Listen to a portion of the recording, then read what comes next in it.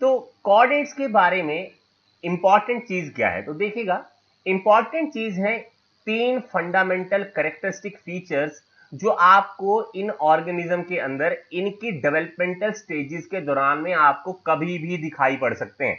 ध्यान कर चलिएगा, ये जितने तीन फीचर हैं ये किसी ना किसी developmental stages of this particular organism में आपको नजर आएंगे ही आएंगे। ठीक है, तो कौन कौन से फीचर आपको नजर आते हैं? पहला फीचर है that is the presence of the notochord और द कॉर्डा डॉर्सैलिस। ठीक है जी, नोटोकॉर्ड का दूसरा नाम है कॉर्डा डॉर्सैलिस। ठीक है, अब इंपॉर्टेंट क्या है जरा ध्यान देकर चलिएगा क्या लिखता है। In the embryonal stage of the chordate animals there is a solid rod, ध्यान देकर चलिएगा, solid rod like structure just below the central nervous system and above the alimentary canal, which is being termed as the notochord, which is extending from the anterior end to the posterior end of the body at the mid dorsal surface. It is basically mesodermally derived structure and it basically forms the primary endoskeleton which gives the support to the central nervous system and the muscles. ध्यान कर चलिएगा, ये indirect questions आपके पूछे जाते हैं, ध्यान कर चलना। मिड डॉर्सल सरफेस के ऊपर आपके पास जो एग्जैक्टली में इनकी बॉडी के अंदर आपको स्ट्रक्चर नजर आएगी उसको नोटोकॉर्ड कहते हैं। ये सेंट्रल नर्वस सिस्टम और आपके पास एलिमेंट्री कनाल के बीच में आपको पर्टिकुलरली नजर आती है और ये सॉलिड फॉर्म में आपको नजर आएगी और ये सपोर्ट करती है, एंडोस्केलेटल सिस्टम बनाती है और दोनों चीजों को सपोर्ट करती है, सेंट्रल नर्वस सिस्टम को भी और मसल्स को भी सपोर्ट करती है ताकि ये ऑर्गेनिज्म अच्छे से वर्क कर पाए। अब ये इंपॉर्टेंट क्या है जी? इंपॉर्टेंट है जरा यहां पर जो अगले फीचर नोट किए हैं, देखिए in protochordata group notochord is present throughout the life span but in vertebrata it is basically modified into backbone और the vertebral column in the adults. देखिए अभी जब हम कॉर्डेट को बेसिकली फर्दर क्लासिफाई करेंगे तो उनको हम दो पार्ट के अंदर क्लासिफाई करते हैं, एक रेनेटिया एंड एक रेनेटा। ठीक है जी, या क्रेनेटिया या एक रेनेटिया। तो एक रेनेटिया में हम बेसिकली प्रोटोकॉर्डेट को लिखते हैं। तो प्रोटोकॉर्ड में आपके पास नोटोकॉर्ड आपको पूरी की पूरी लाइफ स्पैन के दौरान में आपको नजर आती है, लेकिन वो नोटोकॉर्ड कभी वर्टिब्रल कॉलम में या बैकबोन में चेंज नहीं होगी प्रोटोकॉर्डेट के अंदर। लेकिन जब हम बेसिकली वर्टिब्रेट्स के बारे में पढ़ेंगे तो वही नोटोकॉर्ड जो है वो आपके पास वर्टिब्रल कॉलम या बैकबोन के अंदर चेंज हो चुकी होगी। क्लियर है जी? तो इसका मतलब ये हुआ कि जब भी हम ये चीज कहेंगे कि नोटोकॉर्ड बेसिकली वर्टिब्रल कॉलम या बैकबोन में चेंज हो चुकी है तो इसका मतलब हम बात कर रहे हैं वर्टिब्रेटा ग्रुप की। ठीक है, जो कॉर्डेट के अंदर ही आता है लेकिन वो वर्टिब्रेटा ग्रुप है। तो ये आपको थोड़ा सा ध्यान देते हुए चलना है। क्लियर हो गया जी? अब नेक्स्ट फीचर जो इंपॉर्टेंट है वो है नंबर 2, वो है आपके पास presence of the dorsal tubular nerve cord. अब क्या लिखता है? In the chordate, nerve cord is situated in the mid dorsal surface of the body। थोड़ी देर पहले भी मैंने कहा नोटोकॉर्ड भी वहीं पर आपको नजर आ रही है, लेकिन ये नर्व कॉर्ड बेसिकली आपके पास हॉलो है और जो आपके पास यहाँ नोटोकॉर्ड थी वो बेसिकली एक सॉलिड रॉड लाइक स्ट्रक्चर थी। आप यहाँ पर देख भी सकते हैं सॉलिड रॉड लाइक स्ट्रक्चर है, लेकिन ये आपके पास जो नर्व कॉर्ड है ये कैसी है? हॉलो होती है। Basic it is again a tubular structure that is present just beneath the body wall and just above the notochord। तो नोटोकॉर्ड के ऊपर और beneath the body wall आपको ये स्ट्रक्चर नजर आती है जिसको ट्यूबुलर नर्व कॉर्ड या डॉर्सल ट्यूबुलर नर्व कॉर्ड के नाम से जानते हैं। ये एक्टोडर्मली डिराइव्ड है जबकि नोटोकॉर्ड आपके पास मीजोडर्मली डिराइव्ड थी। गैंग्लिया एब्सेंट होते हैं आपके पास इस particular nerve cord of the particular chordates के अंदर, तो ये भी आपको ध्यान देनी है। लेकिन जब हमने बेसिकली नॉन कॉर्डेट्स के बारे में पढ़ा था तो हमने गैंग्लियंस के बारे में डिस्कशन किया था वहां पर कि गैंग्लियंस होते हैं।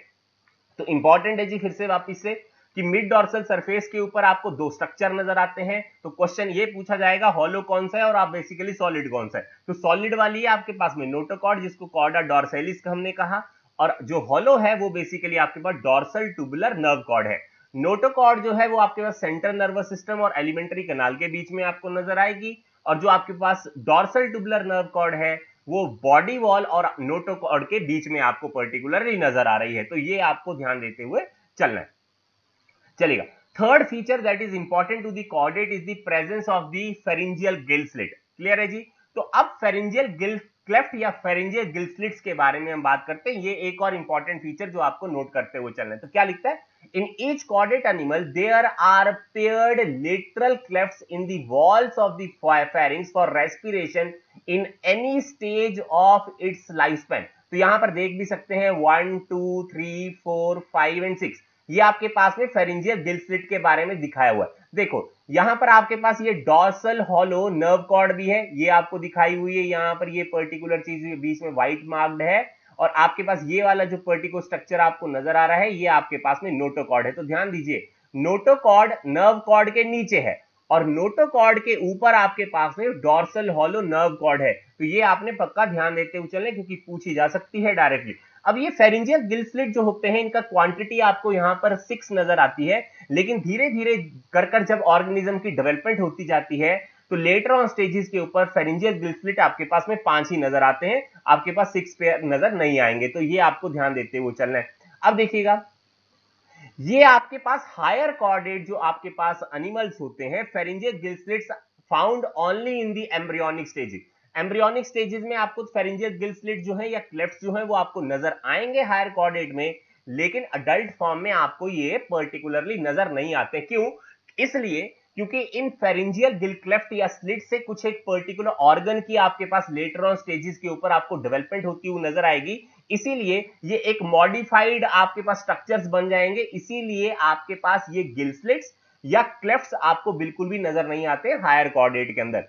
अब जो एक्वेटिक कॉर्डेट्स होते हैं या लोअर कॉर्डेट होते हैं, फेरिंजियल गिल क्लेफ्ट जो होते हैं वो आपके pass through out their life span जो है आपको नजर आएंगे, और वो आपके पास रेस्पिरेटरी फंक्शन करते हुए आपको पर्टिकुलर नजर आते हैं। अब आपके पास जो टेरिस्टीरियल आपके पास कॉर्डेट्स होते हैं उनमें गिल क्लेफ्ट्स आपको एब्सेंट नजर आएंगे अडल्ट्स के अंदर, because the main respiratory organ lung is basically present in the adults. तो ये आपको ध्यान देना है, जो टेरिस्टीरियल आपके पास कॉर्डेट हैं उनमें गिल क्लेफ्ट्स आपको नजर नहीं आएंगे अडल्ट स्टेजेस के अंदर, क्योंकि वहां पर लंग जो है वो बेसिकली रेस्पिरेटरी रोल आपको प्ले करता हुआ नजर आएगा। Otherwise pharyngeal gill slit main role जो कर रहे हैं वो क्या है, वो यही है कि वो रेस्पिरेटरी रोल बहुत अच्छे से अदा करते हुए आपको नजर आएंगे। तो ये चीज आपको ध्यान देते हुए चलनी है कि लेटरल गिल स्लिट्स या फेरिंजियल गिल स्लिट या फेरिंजियल गिल क्लेफ्ट जो है वो आपके पास फेरिंक्स की वॉल में आपको नजर आते हैं, रेस्पिरेशन का काम करते हुए नजर आएंगे। हायर कॉर्डेट में एम्ब्रियोनिक स्टेजेस में ही नजर आते हैं, अडल्ट में ये एब्सेंट मिलेंगे आपको हायर कॉर्डेट में। एक्वेटिक जो कॉर्डेट्स होते हैं या लोअर कॉर्डेट हैं उनमें through out the life span आपके पास ये रेस्पिरेटरी रोल प्ले करते हुए नजर आएंगे। टेरिस्टीरियल जो कॉर्डेट्स होते हैं वहां पर गिल क्लेफ्ट आपको एब्सेंट नजर आएंगे अडल्ट के अंदर, क्योंकि वहां पर रेस्पिरेशन करने के लिए आपके पास में लंग जो है वो मौजूद है, इसीलिए इनकी कोई जरूरत ऐसा सच में नहीं होती है। तो ध्यान कर चलना है, ये सारे के सारे 3 फंडामेंटल फीचर कभी ना कभी किसी ना किसी पर्टिकुलर स्टेज के अंदर आपको नजर आएंगे जब भी कॉर्डेट की डेवलपमेंट होती हुई आपके पास में नजर आएगी। अब इसके अलावा एक इंपॉर्टेंट फीचर और है जिसको हम बहुत ज्यादा इंपॉर्टेंट तो नहीं मानते हैं लेकिन पता होना चाहिए, वो है पोस्ट एनल टेल।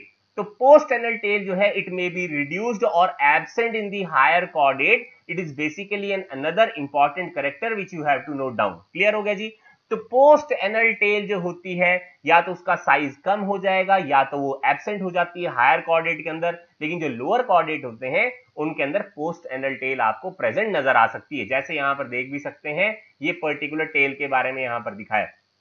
अगर ये टेल आपको नजर आ रही है तो समझ लीजिए हम लोअर कॉर्डेट के बारे में बात कर रहे हैं। अगर इसका साइज धीरे धीरे कर कम होता हुआ आपको नजर आ रहा है तो समझ लीजिए हम हायर कॉर्डेट की ओर को मूव कर रहे हैं, और टोटली एब्सेंट है तो सबसे ज्यादा बड़ा आपके पास हायर कॉर्डेट के बारे में हम पढ़ रहे हैं। तो ये चीज आपको ध्यान देकर चलनी है कि बॉडी प्लान जो है वो कॉर्डेट का कैसा है, कौन से मेन फीचर आपको यहां पर नजर आएंगे। अब देखिएगा जो जनरल कैरेक्टर्स आपको पर्टिकुलर कॉर्डेट के नजर आते हैं, तो देखिए ये एनिमल आपको एक्वेटिक एनवायरनमेंट में भी नजर आएंगे, टेरिस्टीरियल, एरियल, फ्री लिविंग भी आपको नजर आते हैं, बायलेटरली सिमेट्रिकल है, ट्रिप्लोब्लास्टिक आपके पास ऑर्गेनिज्म है, मेटामरिज्म आपके पास यहां पर बहुत कॉमनली आपको नजर आती है।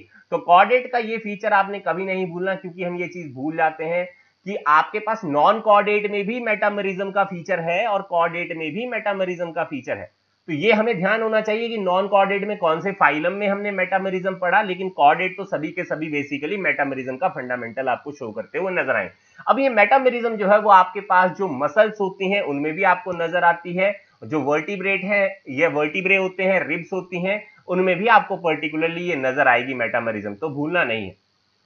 ट्रूसिलोमस है, इसका मतलब शाइजोसिलोमी की ऑर्गेनिज्म आपको नजर आएंगे। एंटीरोसीलस हम कहते हैं। ड्यूट्रोस्टोमस है, ड्यूट्रोस्टोमस का मतलब क्या हुआ, फिर से वही एनस की पहले डेवलपमेंट होगी, बाद में जाकर माउथ डेवलप होगा।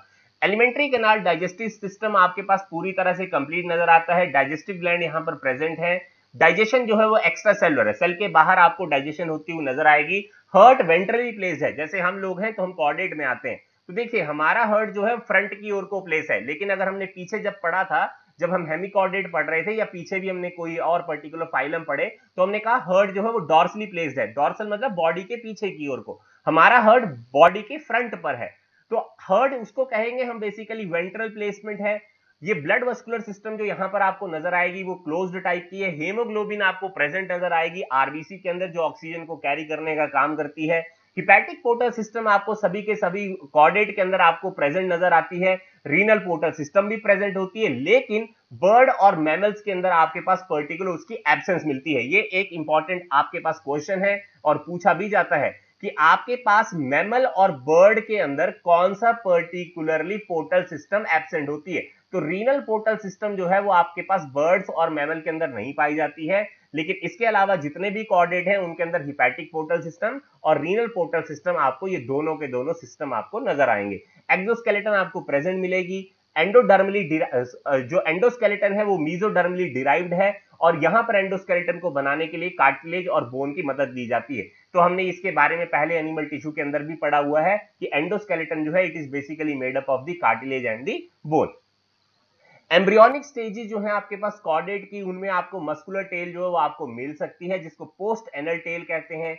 जो आपके पास हायर कॉर्डेट है, मैंने वहां पर कह दिया था कि आपके पास ये टेल रिड्यूस होती जाएगी, एब्सेंट होगी। जैसे आपके पास जब हम मैमल्स के बारे में पढ़ेंगे तो वहां पर बेसिकली ये रिड्यूस्ड या टोटली आपको एब्सेंट नजर आती है।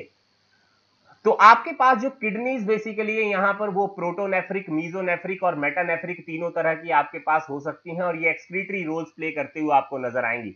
तो यहां पर हमारे पास मेनली मैमल से क्वेश्चन पूछी जाती है कि वहां पर बेसिक किडनी कैसी है, तो वो मेटानेफ्रिक किडनीज होती हैं, ये आपको ध्यान देनी है।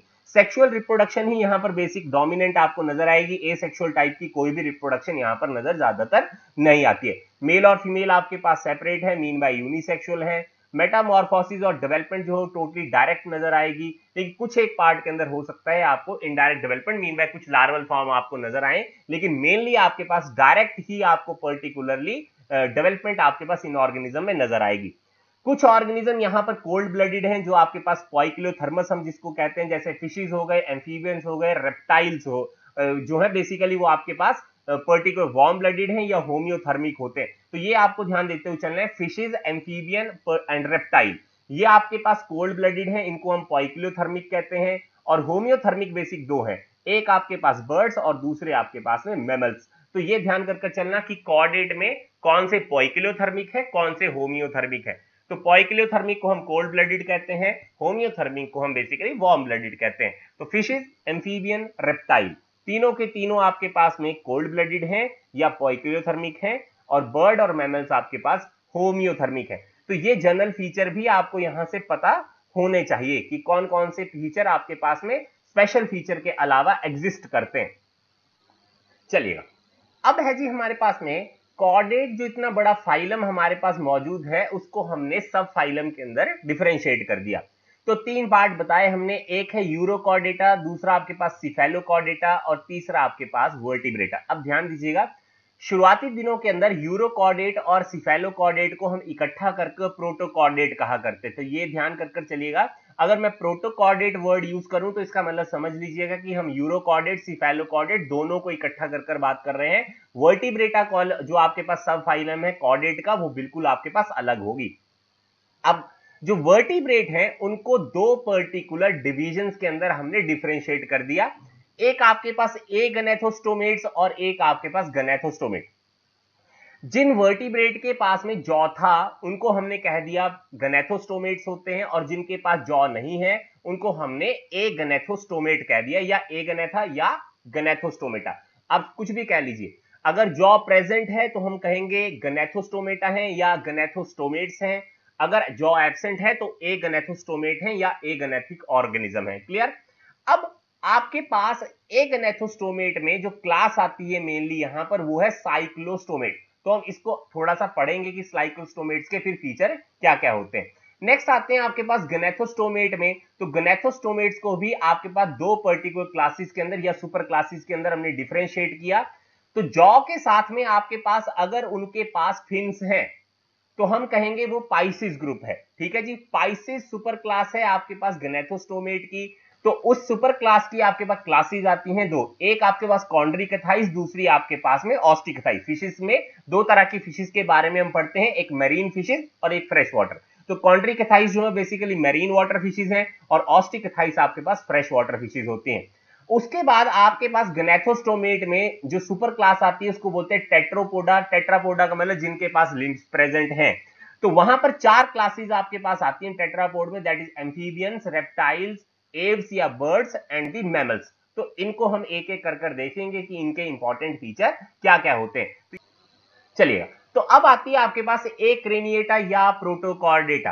ठीक है जी, तो प्रोटोकॉर्डेटा का मतलब हुआ, मैं दोनों चीजों के बारे में बात करूंगा, यूरोकॉर्डेट और सिफेलोकॉर्डेट। कुछ एक स्पेसिफिक फीचर आपके पास अलग हो सकते हैं दोनों में, वो एक बात अलग है, लेकिन जो नॉर्मल फीचर आपको यहां पर नजर आएंगे वो सब में एक जैसे ही होंगे। जैसे सभी के सभी ऑर्गेनिज्म आपके पास मेरीन ही एनवायरमेंट में रहते हैं। रेस्पिरेशन आपको गिल से होती हुई नजर आएगी। Pharyngeal gill slit through out the life span आपको नजर आएंगे।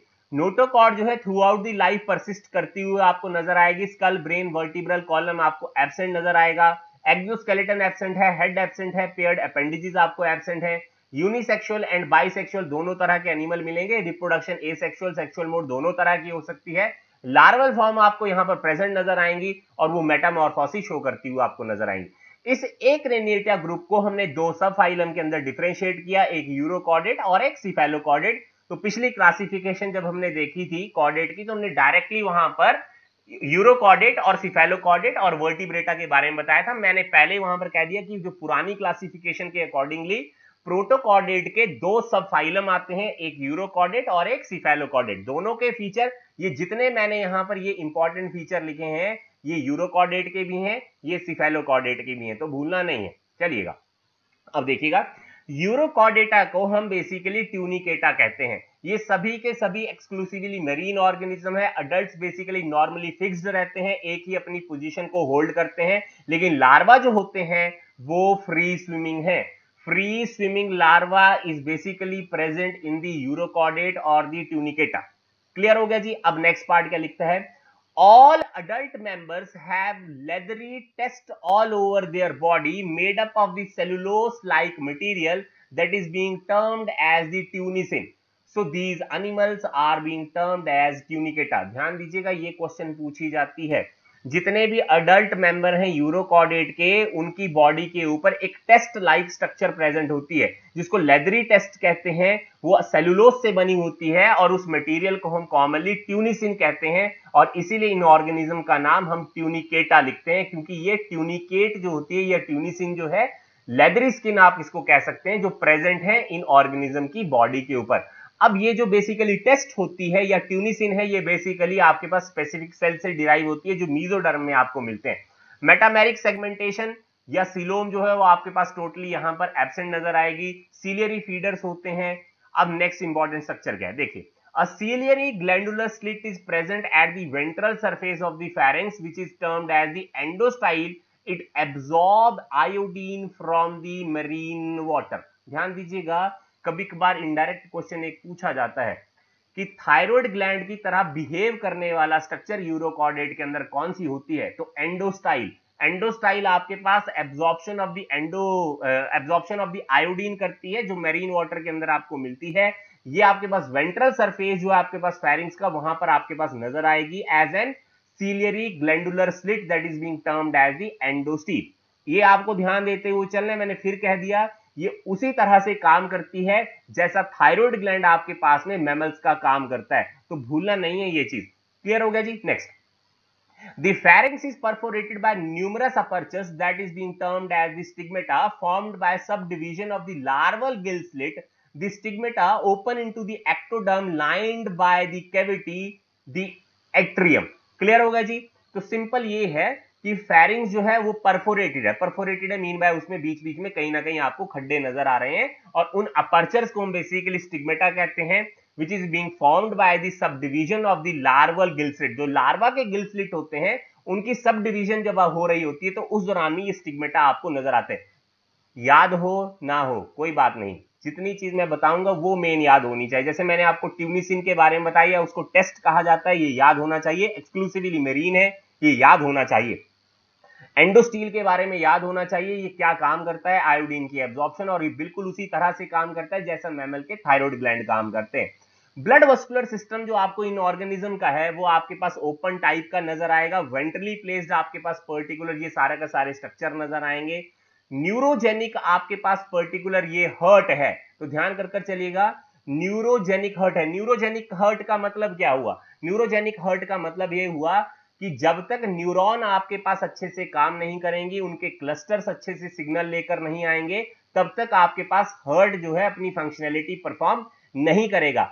अदरवाइज आपके पास हर्ट के अंदर एक नोडल टिश्यू पहले से प्रेजेंट होती है जो आपके पास एक अपने आप इलेक्ट्रिक इंपल्स प्रोड्यूस कर सकती है, लेकिन न्यूरोजेनिक हर्ट के अंदर ये आपके पास नहीं हो पाता है। तो ये आपने पक्का से ध्यान देते हुए चलना है। अदरवाइज अगर अपने आप इलेक्ट्रिक इंपल्स वो जनरेट कर सकता है तो हम उसको बोलते हैं मायोजेनिक हर्ट है, लेकिन इनके अंदर न्यूरोजेनिक आपको हर्ट नजर आएगी। रेस्पिरेटरी पिगमेंट जो है वो आपके पास वेनिडियम है, जो आपको यहां पर प्रेजेंट नजर आती है, जो वेनिडोसाइट के अंदर आपके पास प्रेजेंट नजर आएगा। तो ध्यान कर चलना है, रेस्पिरेटरी पिगमेंट आपके पास वेनिडियम है, ये आपके पास पर्पल कलर का होता है, और जो ब्लड कॉर्पस्कल्स हैं जिनके अंदर ये आपको मिलती है उसको हम वेनिडोसाइट्स कहते हैं। ये वेनिडोसाइट आपके पास में हार्डमानिया है जिसके अंदर आपको एब्सेंट मिलेंगे, तो ये exception to this particular urochordate है। हर्डमानिया में वेनेडोसाइट्स आपको नहीं नजर आएंगे, मीन बाय वेनिडियम नाम का रेस्पिरेटरी पिगमेंट वहां पर आपको नजर नहीं आता है। अब नेक्स्ट, नोटोकॉर्ड जो है वो आपके पास ओनली जो टेल होती है लार्वा की उसके अंदर ही आपको नजर आती है, और जब मेटामॉर्फोसिस होती है आपके पास में उस दौरान में ये लॉस हो जाती है। तो ये आपने यूरो का मतलब है आपके पास यूरिनरी ट्रैक्ट के अंदर, तो जो बेसिकली टेल रीजन है उसी के अंदर आपको ये पर्टिकुलर नोटोकॉर्ड नजर आएगी। अदरवाइज अडल्ट फॉर्म्स के अंदर आपको बिल्कुल भी ये नजर नहीं आती है। एक्सक्रीशन करने के लिए supra neural gland, pyloric gland and nephrocyte तीनों मौजूद हैं जो ये काम कर दे सकते हैं। डॉर्सल ट्यूबुलर आपके पास नर्व कॉर्ड जो है वो लार्वल स्टेज में ही आपको मिलती है। अडल्ट नर्व कॉर्ड जो है ये आपके पास में ये न्यूरल गैंग्लियन के अंदर आपके पास कन्वर्ट हो जाती है अडल्ट के अंदर। मोस्टली ये बाइसेक्सुअल ऑर्गेनिज्म है। एसेक्सुअल रिप्रोडक्शन अगर आपके पास प्रेजेंट है भी है तो ये बडिंग के थ्रू होती हुई आपके पास नजर आएगी। गोनेड जो है उनको आपके पास में ओवोटेस्टिस कहा जाता है, यहां पर फर्टिलाइजेशन एक्सटर्नली होती हुई नजर आएगी और क्रॉस फर्टिलाइजेशन है।